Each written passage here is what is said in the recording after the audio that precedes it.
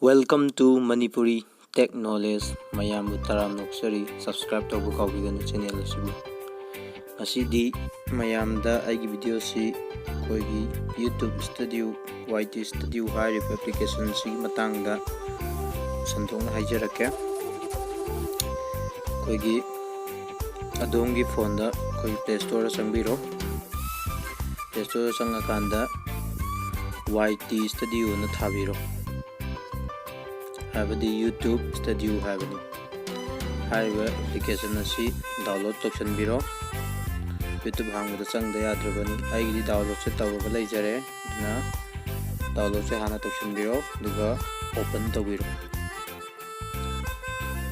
Open tawakanda somgi hangiba YouTube account dugi marik chumba dashboard magi mayamdu pulap tholakani. Hojik YouTube ta musango YouTube ta changaga yengaji aigi hojik laiba je sumaina laibani aigi account change aigi video aigi thagalo video je sumaina laigani laiba thagalo video singi like dislike torpa de comment pirpa duga view cam surage suduma dagi laiba video si mayamna pamna bugidamata mamai je photo thoi je thumbnail kawi thumbnail je sentok senjin tawba YT Studio haiba application ji loina tawga tabani na YT Studio jam changbiro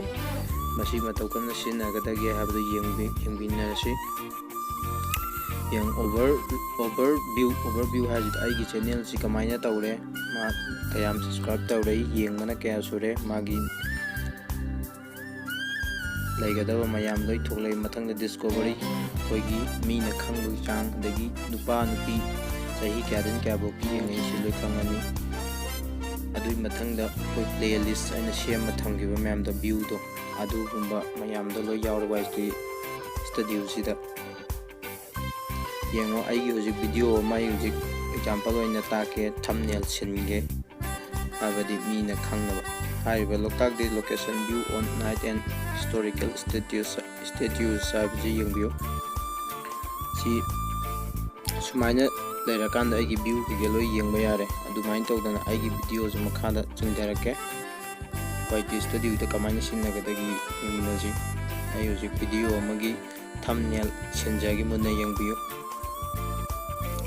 laiba video sida koi sida angang ama yekpa yauri safe environment haiba matangda kono charake ahanbada yeng aigi sigi video si 50k view yorabani yoribasi sida loi uramani YT Studio changaga yengakani 50k hele duga 314 sumaina lai si yuguma yengbaje YT Studio di yengani aduga ayujik thumbnail sinba mu taksirage safe tree and safe environment haiba video sida angang ama button paraga lepi si kamaina thumbnail sintokadagi haiba matamda yengbiyo ai sinjarake songi phone da ju sinbiyu mayamna khangnaba mayamna ubure ena lainaba je edit ki thumbnail je changbiro duga edit thumbnail haisida nambirani nama matungda angang ji button bai bani do aina horen sindoyu se safe tree long life environment si ama ekta hapa yai aduna troga I roga hapa je so ai hojik button baram bada si semgre duga makhada mina thibda line ba mayamne na khangnaba tag anama hapani ai gi tag haptri si tag hapjarage environment shape ana in thajarage ai si hapaga sidai shape tawsalaga thamgani shape tawsalakanda mayamna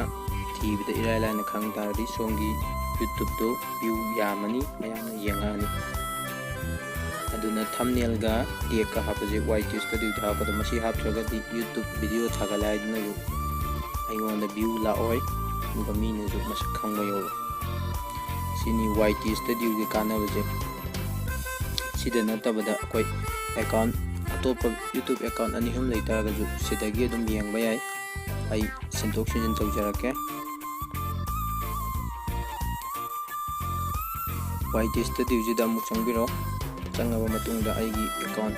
topa singe ju ai tu aigi sumaina aigi Manipuri Tech Knowledge ki view amu yengasi sigidi yamdari subscribe subnagi 16 17 khata ngairi sida yengu aigi revenue amuk lakdre monetize tawdri monetize tawrakanda sida video sida loi ugadabani mayamju YouTube channel hangbiba taragadi khangdabasinggidamakta YT Studio je masi sungsoi soidan hapiyu aduduga somgi thumbnail tag kaki sembiyu YT Studio je YouTube hangtadi changdaba yadaba application amani. Thanks for watching Manipuri Tech Knowledge.